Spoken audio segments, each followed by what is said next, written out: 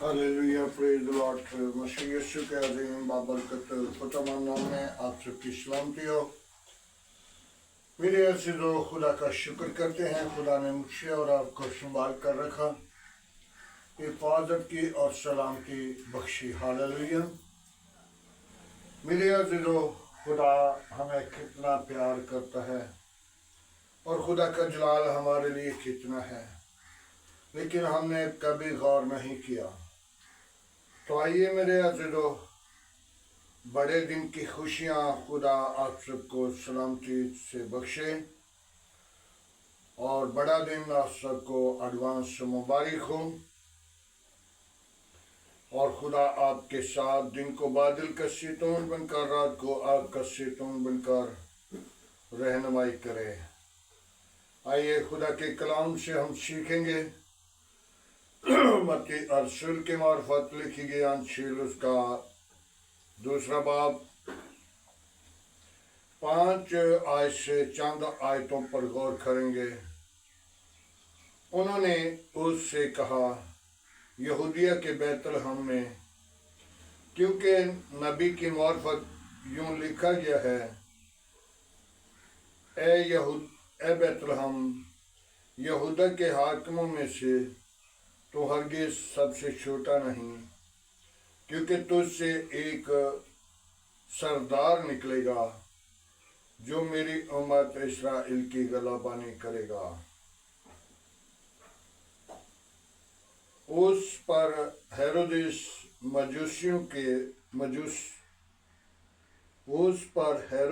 ने मजूसियों से चुपके से बुलाकर उनसे ताकीद की कि वो सितारा किस वक्त दिखाई दिया था, और ये कहकर उन्हें बैतलहम को भेजा कि जाओ उस बच्चे की बाबा ठीक ठीक दरियाफ्त करो।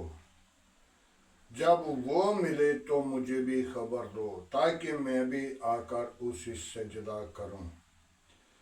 वो बादशाह की बात सुनकर रवाना हुए,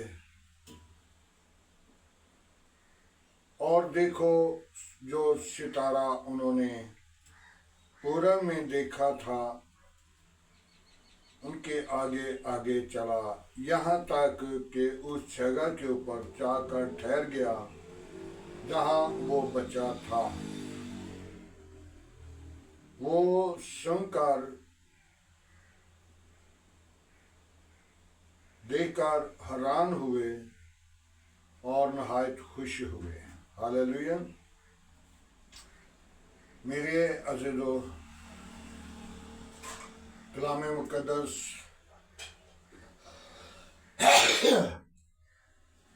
हम बयान करें तो एक बात को भी कम से कम 3 घंटे चाहिए, लेकिन मैं थोड़ा सा मज़मून आपके सामने रखूँगा। सितारा उनके आगे आगे चला। हालेलुया। आज इस सितारे के बारे में बात देखनी है कि सितारा मजूसी पहले किसके पास गए? बादशाह के पास, हेरोदेस बादशाह के पास। और मजूसियों को उसने क्या कहा? जाओ उसे देखो बादशाह कहाँ पे है, और देखकर मुझे भी बताना, ताकि मैं भी आकर उसे सजदा करूं। क्योंकि बादशाह के दिल में बुरा मंसूबा था कि मैं उसे कत्ल करूं। और जब मजूसियों को खुदा ने खबर दी, मजूसियों के साथ खुदा का फरिश्ता मौजूद था और सितारा उनको रास्ता दिखा रहा है और फरिश्ता उनको खबर दे रहा है। और किसके पास खुदा का फरिश्ता आता है? जो पाक दामन है, जो अपनी जिंदगी को तब्दील करते हैं, जिनको खुदा अपने जलाल के लिए बरकत देना चाहता है, सबको देना चाहता है। वो किसी की हलाकत नहीं चाहता, वो किसी को नहीं मारना चाहता। कोई भी बाप है, कोई भी माँ है, कोई भी इंसान का बेटा है, वो ये चाहता है कि मैं अपने बच्चों को अच्छी चीजें दूं। कलाम मुक़द्दस के अंदर बड़ी खूबसूरत बात लिखी है मत्ती की इंजील में, शेबा में, तुम बुरे होकर, 5वां में, तुम बुरे होकर अपने बच्चों को अच्छी चीजें देना जानते हो तो मैं तुम्हारा आसमानी बाप हूं। हालेलुया। आसमानी बाप जो है, जिसने अपने हाथों से खलक किया, जिसने अपने हाथों से हमें बनाया और जिसने अपना दम फंका, वो कैसे चाहेगा कि मैं इनको हलाक कर दूं? नहीं। जब हमारा किरदार, जब हम अपने खुदा को, अपने मुनज्जी को, अपने मालिक को, अपने निजात दहिंदा को, जिसने अपना दम फूंका, उसको हम रद्द कर देते हैं, उसको हम छोड़ देते हैं, उसकी तरफ जाना गुवारा नहीं करते, तो फिर वो चाहता है कि मैं इन्हें हलाक करूं। तो फिर खुदा की कलाम में लिखा है कि भूसी की मानद मैं उनको उड़ाता हूं।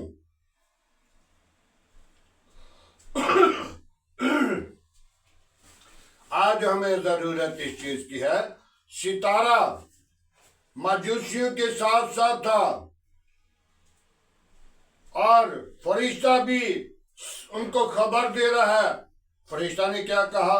तुम ये इस रास्ते पे नहीं जाना, वापस बादशाह के पास नहीं जाना, इस रास्ते को छोड़कर दूसरी राह पे चले जाना। और बादशाह ने क्या किया? मजूसी नहीं आए और बादशाह ने जो 2-2 साल की कम उम्र के बच्चे सबको मरवाने की ऐलान कर दिया। और खुदा ने उसी रात यूसुफ को ख्वाब में फरिश्ता ने आकर बताया, उठ, बच्चे को ले और इसकी मां को ले और मिस्र को भाग जा। क्या मिस्र में यीशु मसीह के लिए बचने का मंसूबा था? लेकिन वहां पे भी मुखालिफ मौजूद थे। मिस्र उससे पहले भी इस्राएल के लोगों के साथ खुलाफ था, लेकिन खुदा का हुक्म कोई रद्द नहीं कर सकता। और मिस्र में वो जाकर फला। और जब हेरोदिस मर गया तो फिर खुदा के फरिश्ता ने यूसुफ को जाकर कहा, उठ, बच्चे को और उसकी मां को लेकर वापस रवाना हो जा। तो फिर भी जब सुना कि हेरोदिस तो मर गया है, उसका बेटा हर रोज उसकी जगह पे है, तो फिर भी जाने से घबरा गया और कहा नासरत शहर में जाकर बसेरा किया। हालेलुया। मेरे अजीजों, मेरे लिए और आपके लिए यीशु मसीह पैदा होने के वसीला कहां पे जाकर दुख सहता रहा, कहां पे परेशान हुआ। और 2-2 साल के बच्चे और उसके कम उम्र के बच्चे, 2 साल से नीचे जितने भी बच्चे थे उनको मरवा दिया। लेकिन वो बच्चे खुदा की बादशाही के अंदर दाखिल हो गए, इसलिए कि वो यीशु मसीह के नाम की वसीला से, यीशु मसीह की पैदाइश के वसीला से, क्योंकि बादशाह ने कहा जो बादशाह पैदा हुआ है उन बच्चों के दरमियान ये भी कत्ल हो जाएगा। लेकिन ये नहीं पता कि खुदा का रूह, खुदा का पाक फरिश्ता उनके साथ साथ मौजूद है और उनको खबर दे रहा है। आज हमने अपनी जिंदगी पर गौर करनी है। हम भी अपने आप को तैयार करें और खुदा का फरिश्ता आपको खबर देगा, आपके साथ मौजूद होगा, आपको आने वाले वक्त के लिए बताएगा। और मेरे अजीजों, जो कल मैंने भी बयान किया, लेकिन मैं काफी अरसे से, काफी दिनों से बयान कर रहा हूं, आगे आने वाला साल मुश्किलों के लिए है, दुखों के लिए है, मुसीबतों के लिए है। मेरे अजीजों, अपने मुल्क को एक आदमी भी रास्तबाज जो है मुल्क को बचा सकता है, कामों को बचा सकता है, कबीलों को बचा सकता है, लेकिन दुखों का, मुसीबतों का ये साल आने वाला है। मेरे अजीजों, एक पासबान ने बयान कर दिया कि ये मुसीबत अभी खात्मा होगा, खात्मा नहीं होगा, खात्मा नहीं होगा, क्योंकि कलामी मुकद्दस के अंदर लिखा है, झूठी अफवाहें सुनोगे और बहुत कुछ बताएंगे कि यहाँ पे ये हो चुका है, लेकिन खात्मा नहीं होगा। अभी खुदावंद यीशु मसीह आएगा, 1000 साल वो हुकूमत करेगा और वो ईमानदार बचेगा जो खुदावंद की हजूरी में है, जो खुदावंद को कबूल कर चुका है, लेकिन अभी फिर भी खात्मा नहीं। लेकिन मुसीबतें आएंगी, दुख आएंगे, परेशानियां आएंगी और दुखों के अंदर बीमारियां, आफतें नाजिल होंगी, क्योंकि हमारे किरदार के मुताबिक, हमारे गुनाह के मुताबिक जैसे हमारा किरदार है, खुदा ने हमारे लिए मंसूबा, खुदा किसी की हलाकत नहीं चाहता, खुदा यही चाहता है तौबा तक की नौबत पहुंचे, लोग बच जाएं, निजात पाए। मेरे अजीजों, नैनवा को खुदा बचाने के लिए अपनी बंदा योना बिन मत्ती को हुक्म देता है, जाओ से जाकर खबरदार कर दे और उनको क्या रोजा रख लें, टाट ओढ़ लें और अपने आप को तब्दील कर लें। योना बिन मत्ती ने सोच लिया, वो लोग तो नशेबाज हैं, वो लोग तो गुनाहगार हैं, वो लोग तो बुरे लोग हैं, वो मुझे जब मैं ऐलान करूंगा, जब मैं जाकर कहूंगा, जब मैं अगुवाई दूंगा तो मुझे क्या करेंगे, मार देंगे। तो खुदा ने, उसने क्या किया, तरसीस को चला गया और जब तरसीस को जा रहा था तो खुदा ने तूफान को समंदर के अंदर भेज दिया और समंदर के अंदर उन लोगों ने सारा जहाज से सामान बाहर फेंक दिया और योना बिन मत्ती तहखाने के नीचे जाकर सोया हुआ था, क्योंकि उसे कोई परवाह नहीं थी। और खुदा के लोगों को मौत की परवाह नहीं, मुसीबत की परवाह नहीं, इसलिए कि वो खुदा की शुक्रगुजारी करते हैं। मुसीबत आए तो उसे खुशी से कबूल करते हैं। तो जब एक नौजवान ने जाकर योना बिन मत्ती को उठाया, उठ, हम तो सब के सब मर रहे हैं, तो नीचे तहखाना में राम के साथ सोया हुआ है। तो योना बिन मत्ती को उसने क्या कहा, हमने अपने अपने देवता को पुकारा है, तुम ही अपने रब को पुकार। और उसने कहा, मेरा गुनाह है, मुझे पानी के अंदर फेंक दो और जहाज चला जाए, तुम बच जाओ। लेकिन उन्होंने फिर भी कुरानदाजी की, 3 मरतबा कुरानदाजी की, उसी का कुरा निकला और खुदा ने मछली को मुकर्रर कर दिया। आज हम भी अपने आप को तैयार करें, जब नैनवा के सामने जाकर मच्छी को गलच दिया और यन्ना बिन मत्ती वहां पे बाग बाग कर जाकर क्या किया, तौबा की आवाज दी। और बादशाह ने जब आवाज सुनी तो 1,40,000 लोग बच गए। उन्होंने माल मवेशी समेत क्या किया, फाका कर लिया।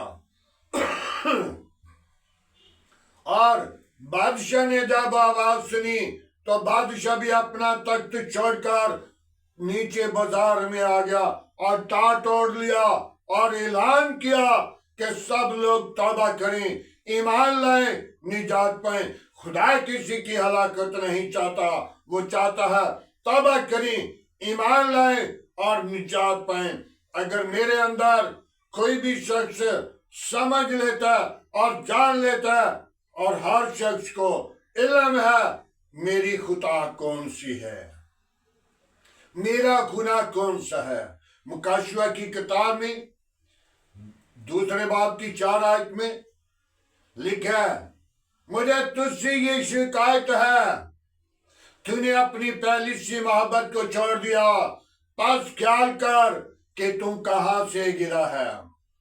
जब ख्याल आता है तो याद आ जाता है मैंने ये गुनाह किया, मैंने ये खुदा की, मैं यहाँ पे गिर गया और मुझे चोट लग गई, मेरी टांग टूट गई या मेरा फलाना नुकसान हो चुका, वो याद होता है। और गुनाह भी इंसान को अपनी जिंदगी के अंदर याद होता है।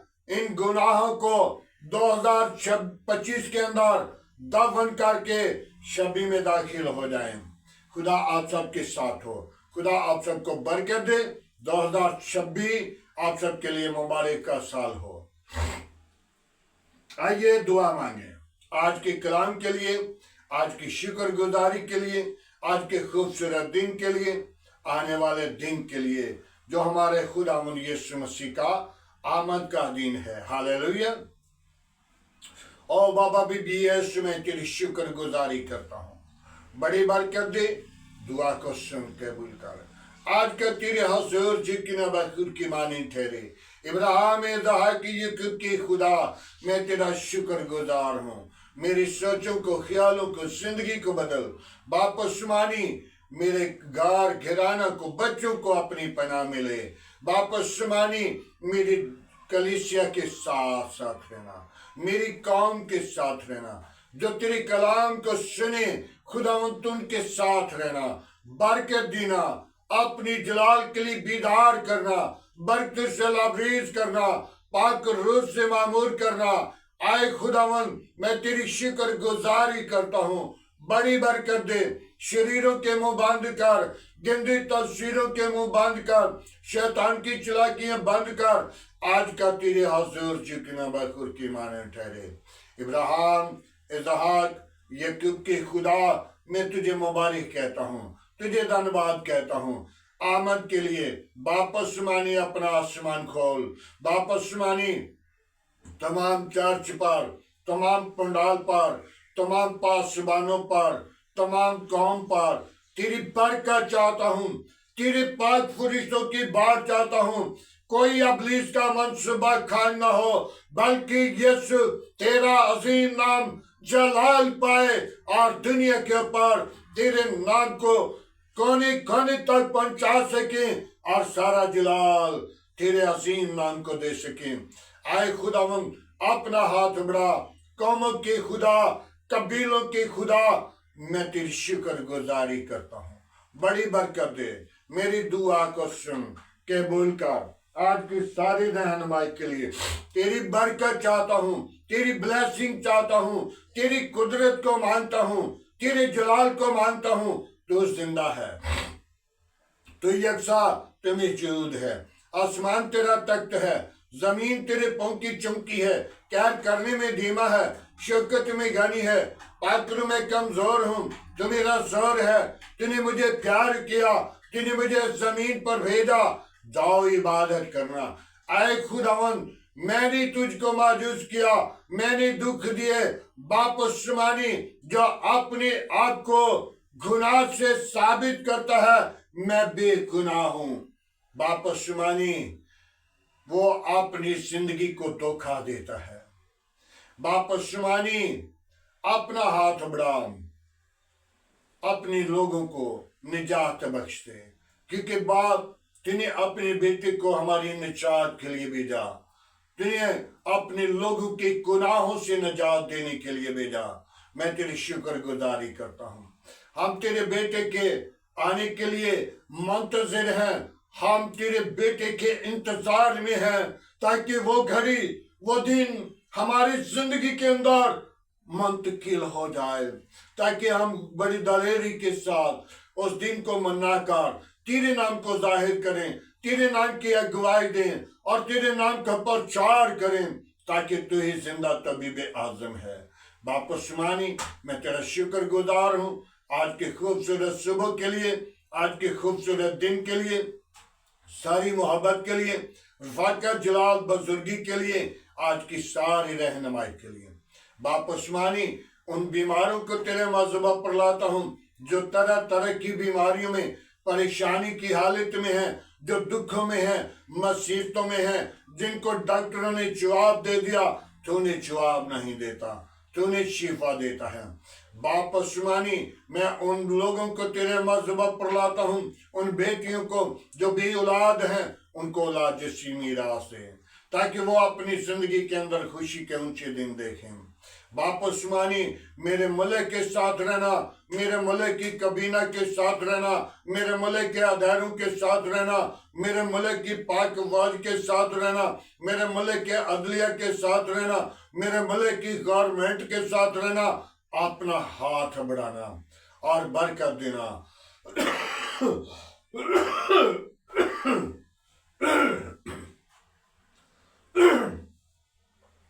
तमाम कमजोरियों पर गालिब आने वाले तो बख्श दे। कोई और ऐसा नाम नहीं बख्शा गया, न आसमान के तले न जमीन के ऊपर, सब नामों में तेरा नाम आला, तेरे नाम में कुदरत है।